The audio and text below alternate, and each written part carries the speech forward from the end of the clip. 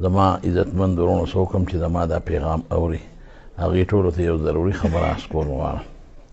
اوس بیا الیکشن دی او په دې الیکشن کې مختلفو پارټو والا خپل امیدواران ودرولي. ټولو دوستانو ته وایم چې څوک کومې پارټۍ سره تعلق لري، خاص یو پارټۍ والا ته نه، ټولو دوستانو ته خپل ورونو ته دا دي چې اغیار په ډېر لوی سوچ کې د دین خلاف لګیا دی او سازشونه کوي، په مختلفو طریقو د دین خلاف سازشونه کوي، د علماو خلاف، د پټکو خلاف، د مدرسو خلاف، د نیکانو خلاف، د پردې خلاف، د حیا خلاف، د زنانو د ستر خلاف لګیا دی او سازشونه شروع دي.